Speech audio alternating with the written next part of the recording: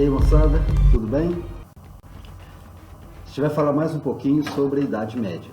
Claro que a Idade Média tem muitas histórias, afinal de contas foram 1000 anos. Lembrando, do século V até o século XV, nós chamamos de Idade Média. Não é tão antiga, nem é tão moderna, é média, Idade Média. Para que a gente possa entender melhor o que representa esse período, vamos dar só uma relembrada aí, como é que é essa divisão da história. Para que a gente possa entender realmente a história de um povo, de uma sociedade, os historiadores, os estudiosos, dividem a história em períodos históricos. E é um pouco dessa linha do tempo, dessa divisão de períodos, que eu quero te lembrar agora. Dá uma olhada aí nessa linha do tempo. Essa é uma visão bem europeia da história geral. É clássica essa linha do tempo, onde nós temos aí a Idade Antiga, Idade Média, Idade Moderna e Idade Contemporânea. Fatos importantes fizeram com que os historiadores fizessem essa divisão. Então nós temos aí, antes de Cristo, na Idade Antiga, nós temos um período que no nosso calendário cristão nós chamamos de antes de Cristo. Depois do século V até o século XV é a Idade Média, que é dividida em alta e baixa Idade Média. No meio aí dessa divisão, justamente seria o século XI, mais ou menos pelo ano 1000, começa a baixa Idade Média. A Idade Moderna, que vai do século XV até o século XVIII, e a Idade Contemporânea, que começa no século XVIII e vai até os nossos dias. Vamos focar as nossas considerações aí justamente nesta segunda parte da Idade Média. Lembrando que a Idade Média foi esse período que começa quando cai o Império Romano, aí considera-se o final da Idade Antiga, há aquela formação de uma nova sociedade entre os romanos e os povos bárbaros, começa uma coisa chamada feudalismo, que é objeto de um outro vídeo, e depois, mais ou menos pelo ano 1000, começa a chamada Baixa Idade Média. Alta Idade Média, porque todas as características da Idade Média, de agricultura de subsistência, de poder descentralizado, de agricultura como fundamental na economia, de uma sociedade muito fechada em 3 classes sociais, o clero, os nobres e os camponeses, e estaria em alta essas características da Idade Média. Mais ou menos pelo ano 1000, começa a decadência dessas características. Então, vão acontecer, mais ou menos no período de 500 anos aí, uma mudança, uma abertura nessas características, e aí nós chamamos de Baixa Idade Média, quando essa forma de viver, essa forma de ser, começa a entrar em decadência, a entrar em baixa. Entre os séculos V e XI, a maior parte da população europeia trabalhava no campo para atender à própria demanda de produção de alimentos. E mesmo assim, havia fome e desnutrição. A produção agrícola não estava sendo suficiente. No final do século X, no início do século XI, a Europa começa a passar por uma relativa paz. Já não tem tantas invasões bárbaras, começa a haver uma certa estabilidade e começa a haver um crescimento na economia medieval, na economia da Europa durante essa fase da Idade Média. O que foi responsável por esse crescimento, por essa melhora na economia? Foram vários fatores, mas o principal deles é o aprimoramento, o aperfeiçoamento de técnicas agrícolas. Já que a grande base da economia era a agricultura, essa agricultura agora começa a ser influenciada e começa a ser melhorada com algumas invenções, com algumas técnicas que vão fazer com que a produção seja maior, e aí vai aparecer já uma característica diferente na Idade Média, que ela era de subsistência, só se plantava o necessário para sobreviver, então não havia comércio, e a partir dessas novas técnicas vai aparecer aí uma coisa nova, um conceito novo aí, que é o do excedente agrícola. Uma técnica muito interessante que começa a ser utilizada a partir desse período é a chamada rotação trienal de terrenos, ou sistema de rodízio na agricultura. E o que era isso? É uma técnica bem simples, mas que revolucionou a produção agrícola. As pessoas que trabalham na agricultura sabem que o solo se esgota quando você começa a praticar a mesma cultura, começa a plantar sempre o mesmo tipo de vegetal naquele terreno durante muito tempo. Com o tempo, por conta dos nutrientes que aquele tipo de cultura precisa, esse solo vai se esgotando. E aí a produção, a tendência é cair. Então essa técnica é muito simples. Fazia-se a divisão do terreno e em cada parte do terreno se cultivava um produto diferente. Um terreno, uma parte do terreno, simplesmente não se plantava nada, ficava em descanso. E na primeira parte do terreno plantou milho, no ano seguinte, naquela parte não se plantava milho, plantava um outro produto e o milho seria plantado no segundo terreno. No terceiro ano, o milho seria plantado no terceiro terreno. Fazia-se a rotatividade, fazia-se o revezamento de culturas, então mudando e cada ano um produto diferente, um terreno diferente e sempre um terreno descansando. Para aumentar a produção de alimentos, foi feita a rotação trienal. Na rotação trienal, existem 3 áreas de plantação. Uma fica descansando, em outra se planta trigo e em outra cevada. No ano seguinte, se alternam os terrenos. Os medievais perceberam que os sais minerais que o trigo precisa são diferentes dos sais minerais que a cevada precisa. Assim, cada fração de terra passa 2 anos recuperando os sais minerais do trigo e 2 anos recuperando os sais minerais da cevada. E com isso, a colheita desses alimentos se torna ainda maior. Com tanto trigo e cevada para transformar em farinha, não dava mais para fazer isso em um pilão manual. Moinhos d'água se tornaram mais comuns e surgiram também os moinhos de vento. Um conceito novo também que aparece aí é arroteamento. O que é arroteamento? Que vem a ser essa palavrinha, arroteamento. Arroteamento é o processo de derrubagem de bosques e drenagem de pântanos. Até o ano 1000 isso não era necessário, mas com o crescimento populacional e com novas técnicas, então começa a se produzir mais, então é necessário aproveitar melhor o espaço. Então, para aproveitar melhor o espaço, aquele espaço que só era usado para caçadas, as florestas, os bosques medievais, começam a ser derrubados e todas virando áreas férteis, áreas de plantio, e também as terras que eram muito encharcadas, que eram cobertas de água, começam a ser drenadas por vários processos, e aí há um aumento, então, na área de cultivo da Europa. Uma outra inovação na agricultura foi o uso da charrua. Na verdade, os europeus já usavam um tipo de arado de madeira, com galhos de árvore, que eram fincadas na terra, que eram puxadas ou empurradas para que se revolvesse a terra. Esse sistema de aragem da terra, feito com madeira, com galhos, foi sendo substituído então pela charrua. A charrua que era feita de ferro, então portanto muito mais pesado, que podia entrar muito mais na terra e que era puxado por cavalos, numa charrete, e logo atrás vinha então esse instrumento de ferro. Hoje todos nós conhecemos o arado de lâminas, mas o arado ainda um pouco mais rudimentar, mas que era chamado de charrua, mas que também já era pesado, fazia com que houvesse um arejamento maior da terra. Você está cansado de ter seu arado preso em raízes no meio do trabalho? Fica nervoso quando o arado quebra porque bateu em uma rocha debaixo da terra? Agora, finalmente seus problemas acabaram!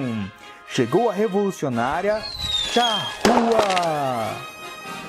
Ela é totalmente feita de metal para resistir a impactos e suas bordas afiadas podem cortar as raízes mais grossas. A charrua está preparada para ir ainda mais fundo no solo, afofando a terra ainda mais para que suas plantas tenham raízes mais profundas e se tornem maiores. Compre já a sua revolucionária charrua! E ainda tem mais! Troque hoje mesmo seus bois por cavalos, que executam um trabalho muito mais rápido. Assim, você pode preparar um terreno maior no mesmo período de tempo que preparava antes. Durante a Idade Média, os cavalos eram muito utilizados, tanto nas batalhas, nas guerras, nas competições, mas também na agricultura. E aí algumas invenções também melhoram o rendimento desses animais.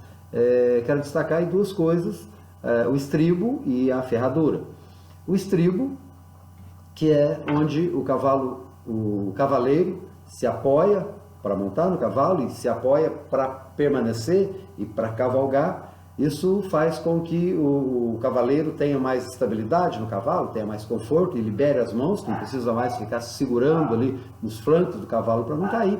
Então, com o uso do estribo, libera as mãos do cavaleiro tanto para as batalhas, quanto também para o manuseio de outras ferramentas e para a utilização na agricultura. Uma invenção do século X que combinou com essa foi a ferradura. Quando não existia ferradura, os cascos dos cavalos se desgastavam muito rapidamente, e isso fazia com que os animais tivessem que se aposentar ainda jovens. A ferradura protegia os cascos para que o animal pudesse trabalhar até a velhice sem desgastá-los. Nós estamos falando aí de um metalismo bem desenvolvido na Idade Média. Então a charrua, que já era feita de ferro, o estribo também feito de ferro, e correias colocados aí junto com todo o equipamento que é usado no cavalo, e aí a ferradura, que é colocado sobre o casco do cavalo, que também é de ferro. Qual que é a grande vantagem da ferradura? Além de causar mais estabilidade, além de o tempo de vida útil do cavalo, o uso do casco do cavalo ser mais prolongado, também permitiu que o cavalo pudesse andar sobre qualquer tipo de terreno, até sobre terrenos irregulares, com mais firmeza. Isso também, essa mobilidade do animal, faz também com que a agricultura tenha um ganho com isso. Então, entre os séculos XI e XIII, a relativa paz, essas inovações tecnológicas e até novas relações de trabalho no campo fizeram com que aumentasse a produção agrícola. As pessoas estavam se alimentando melhor, as condições de trabalho eram um pouco melhor, então isso aumentou a longevidade, ou seja, aumentou a quantidade de anos, de tempo que as pessoas viviam. As pessoas começaram a viver por mais tempo. E isso continuam nascendo pessoas o tempo todo, as pessoas vivendo mais, então isso vai causar na Europa um aumento populacional muito grande. A colheita foi tão boa que sobrou alimentos até para as vacas e galinhas. As vacas, mais bem alimentadas, passaram a dar mais leite, e as galinhas passaram a botar mais ovos. Quando esses animais gordos eram abatidos, davam mais carne. Novos alimentos puderam ser produzidos.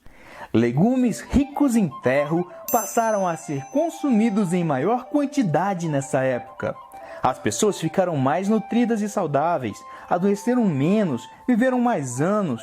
Mais pessoas chegaram à velhice, menos mulheres morreram no parto e menos crianças morriam na infância.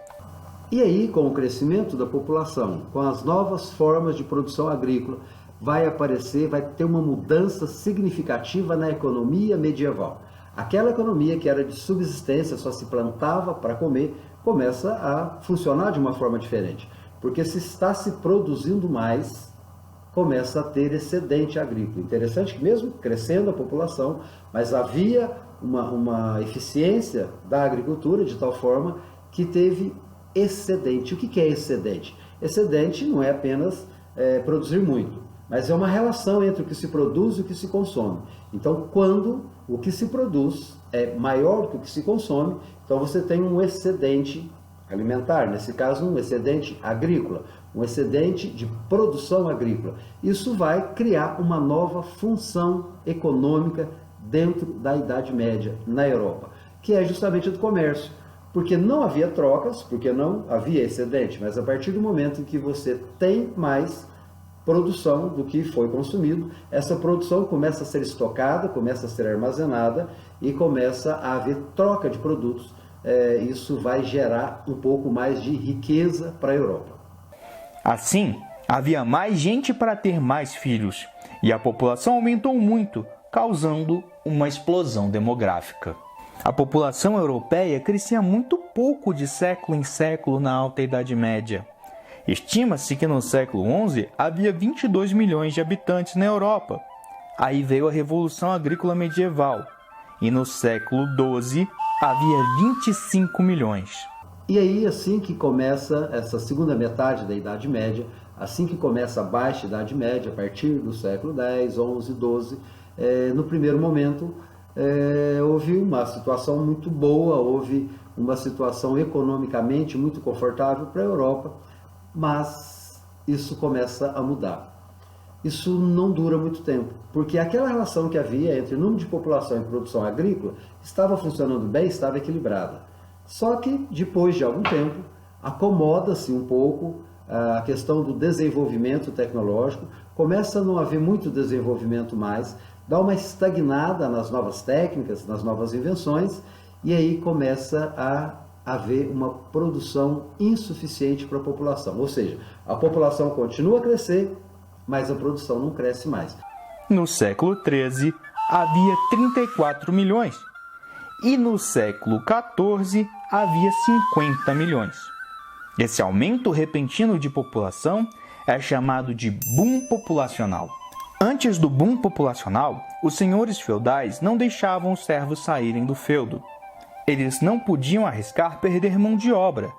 Estima-se que antes da Revolução Agrícola Medieval, 10 pessoas trabalhando nas plantações gerava alimento para apenas 11 a 13 pessoas.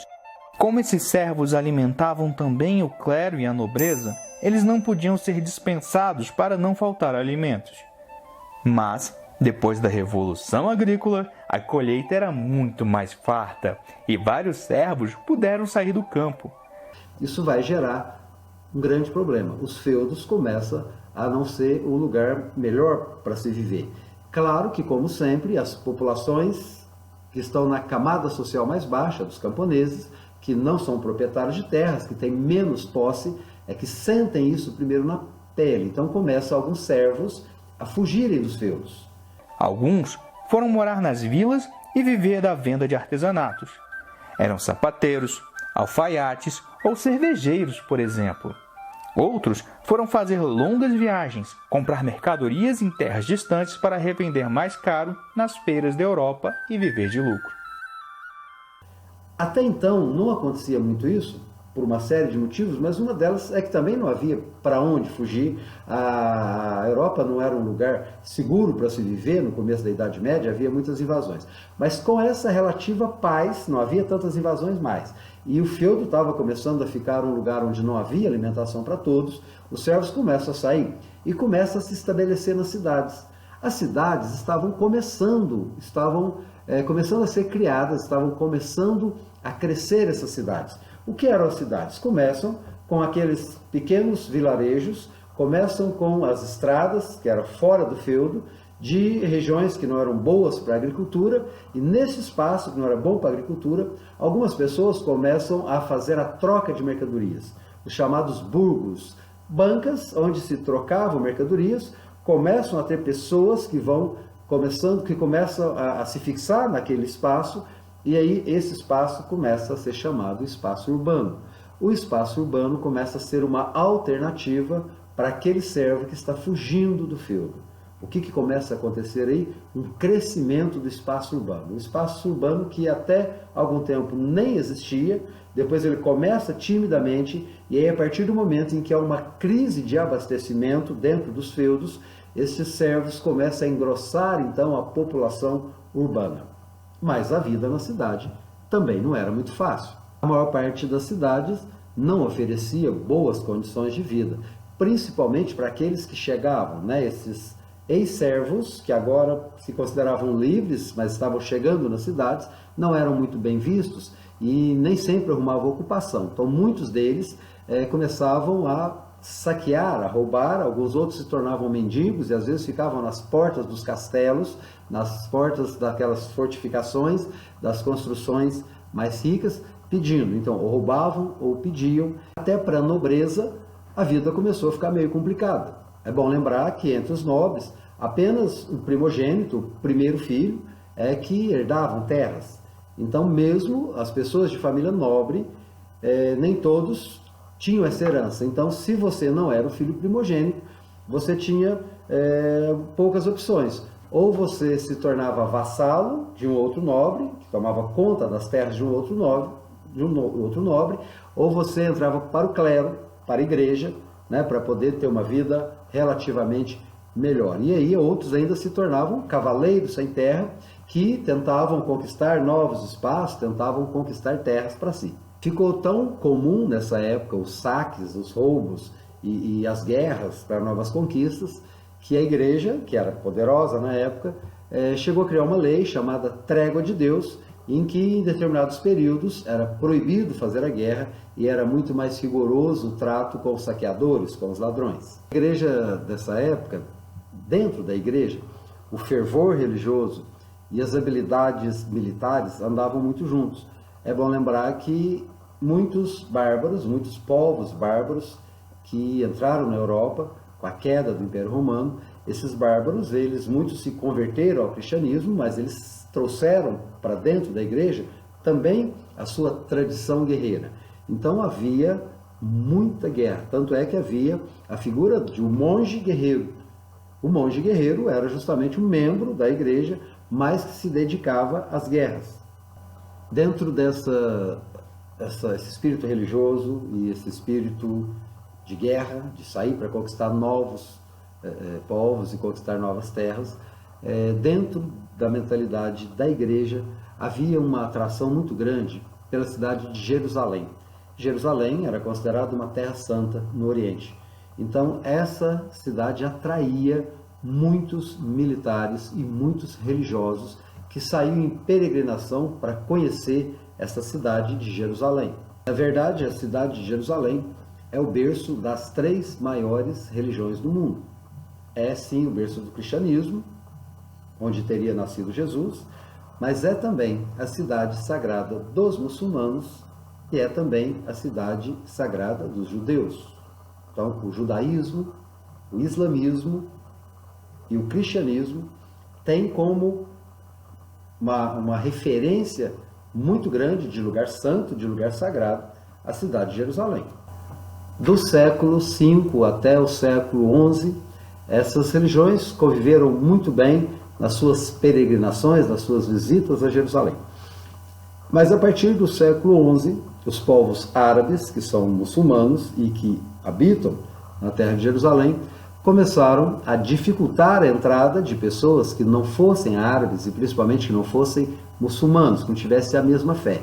Então, muitos europeus cristãos que saíam para peregrinar e para conhecer a cidade de Jerusalém, principalmente a igreja do Santo Sepulcro, eles tinham dificuldades. Isso começou a causar as chamadas Guerras Santas.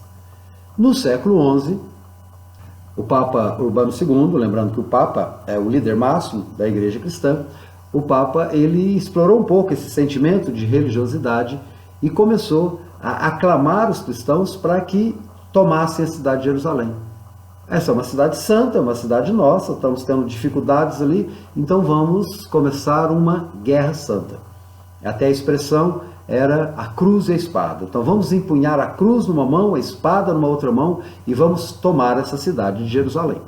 E é claro que por motivações religiosas, mas também por algumas vantagens que o Papa ofereceu aos europeus, como o perdão dos pecados, como a suspensão das dívidas durante o tempo em que as pessoas estivessem envolvidas nessa guerra santa, teriam as suas dívidas paradas, estagnadas, só precisariam pagar depois que voltassem, e acreditavam que iam voltar saqueando, voltar com muitas riquezas.